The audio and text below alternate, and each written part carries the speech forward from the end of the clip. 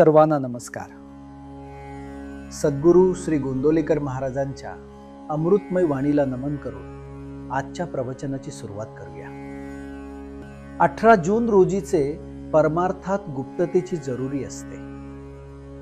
सद्गुरू श्री गोंदवलेकर महाराज यांचे आजचे प्रवचन भक्तिपूर्वक ऐकूया. वासनेच्या तावडीतून सुटणं फार कठीण आहे, कारण वासनेच्या पोटीच प्राणी जन्माला येत असतो. त्या वासनेला जिंकणं म्हणजे आपण मरून जाणे इतके कठीण आहे. वासनेच्या पोटी जन्म आणि जन्मानंतर अहंकार या जोडप्या पोटी काम क्रोधादी विकार जन्माला येतात. या जोडप्याचे वैशिष्ट्य असे की त्यामध्ये बायको नवऱ्यापेक्षा वडील असते, कारण आधी वासना आणि त्यातून पुढे अहंकार.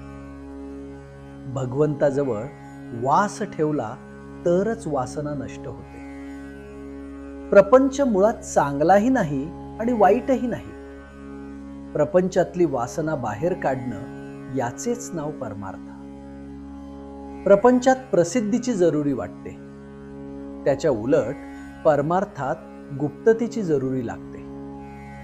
समजा एखाद्या बाईनं दागिने हवेत म्हणून नवऱ्याजवळ हट्ट धरला आणि नवऱ्यानं तिला हवे असलेले सर्व दागिने देण्याचं कबूल केले, पण अट अशी घातली की जेव्हा दागिने अंगावर घालायचे असतील त्यावेळी ते घालून खोलीची दारे खिडक्या बंद करून आत बसले पाहिजे. अशी अट पाळून कोणती बाई दागिने घालायला कबूल होईल? कारण दागिने लोकांनी पाहण्यातच तिला समाधान आहे. ही झाली प्रपंचातली रीत. परमार्थात याच्या उलट गुप्ततेची गरज आहे. आपली साधना कोणाच्याही नजरेत न येईल अशी खबरदारी घ्यावी, कारण परमार्थाला दृष्ट फार लवकर लागते.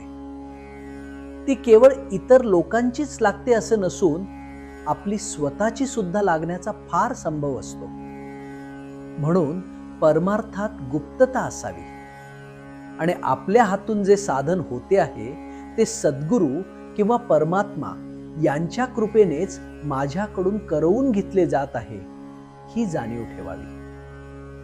आजारी माणसानं नुसते पडून राहावे, पण औषध मात्र नियमानं घ्यावे.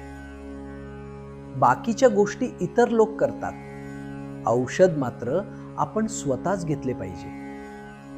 एखादा मोठा राजा जरी झाला तरी कडू औषध दासीला देऊन काही त्याचा रोग बरा होत नाही. त्याचप्रमाणे परमार्थात भगवंताचे स्मरण ठेवण्याचे काम आपल्या स्वतःलाच करायला पाहिजे. उगीच कुणाच्या नादी लागू नये. परमार्थ म्हणजे काय करायला पाहिजे हे नीट समजावून घ्या आणि मग त्या मार्गाने जा. कोणाला फसू नका, कारण स्वतः फसणं हे जगाला फसवणे इतकेच पाप आहे. ज्याचा प्रपंचात पाठीराखा परमात्मा आहे त्याचा तो प्रपंचच परमार्थ होतो. उलट ज्याच्या पाठीराखा अभिमान आहे त्याचा परमार्थ देखील प्रपंचच म्हटला पाहिजे. आजचे बोधवचन बाहेरून प्रपंची दिसावे पण आत मात्र परमार्थी असावे, ही खरी कला होय. श्रीराम. जय राम. जय जय राम. ब्रह्मचैतन्य सद्गुरू श्री गोंदवलेकर महाराज यांचे अमृतमय प्रवचन श्री दत्तरूप या आपल्या YouTube चॅनलवर नियमित ऐकण्यासाठी लगेच सबस्क्राईब करा.